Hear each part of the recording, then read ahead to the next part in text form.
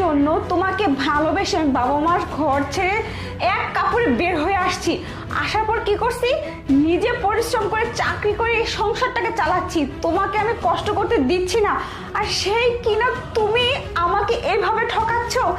আমি আমার সংসারের জন্য জীবন দিয়ে দিচ্ছি, আর তুমি এদিকে মেয়ে নিয়ে ফুর্তি করতেছো, অন্য মেয়ের সাথে পরকীয়ায় লিপ্ত হয়ে গেছো।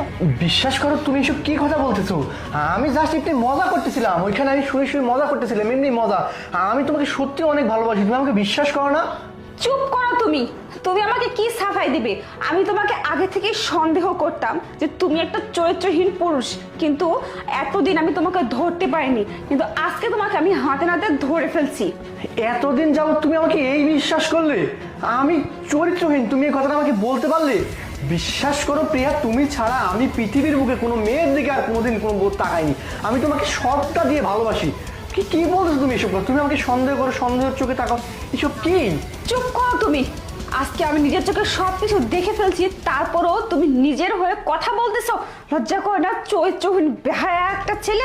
ছি, তুমি এই কাজটা করার আগে একটিবার আমার কথা চিন্তা করলে না? এখন আবার নিজের সুনাম করতেছো, বিশ্বাসের কথা বলতেছো। কোন মুখে বলতেছো সব কথা তুমি?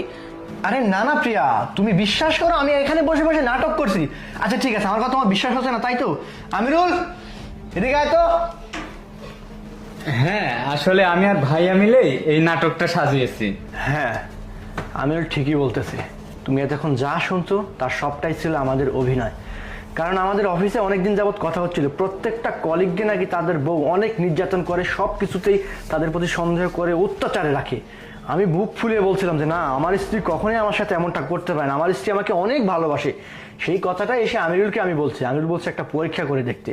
কিন্তু পরীক্ষা করে যেটা জানতে পারলাম যে না, একটা মানুষের জন্য যদি সব কিছু করা যায়, মানে নিজের সব কিছু উজাড় করে যদিও ভালোবাসা যায়, তারপরেও সে তাকে সন্দেহ করতে থাকে। একটা জিনিসে যদি সন্দেহ থাকে না, সেখানে কোনোদিনও ভালোবাসা থাকে না। আমি তোমাকে সব কিছু থেকে আলাদা ভাবছিলাম, কিন্তু না, দেখলাম তুমিও সবার মতোই। আমি তোমার জন্য কি করি না, তুমি বলতে আমি পাগল, আর তুমি কিনা সেই আমাকে এতদিন পরে সত্যি কথাটা বলেই দিলে যে তুমি আমাকে সন্দেহের তালিকায় রাখছো, আমি অন্য মেয়েদের দিকে তাকাই। তুমি এটা ভাবতে পারলে? তোমাকে ভালোবাসার কোনো কমতি রাখছিলাম আমি? সি, আজকে নিজের প্রতি নিজের ঘেন্না হচ্ছে যে এতদিন আমি একটা মিথ্যে আশ্বাস নিয়ে বেঁচেছিলাম। নয়ন, দেখো, একটা ভুল বোঝাবুঝি হয়ে গেছে। আমি বুঝতে পারিনি যে তুমি আমাকে এভাবে পরীক্ষা করছো। আসলে আমি মানে যা শুনছি, যা দেখছি তার উপরে বিচার করে ফেলছি। আমি গভীরভাবে কোনো কিছু ভেবে দেখিনি। প্লিজ নয়ন, এটা নিয়ে আর অশান্তি করো না প্লিজ।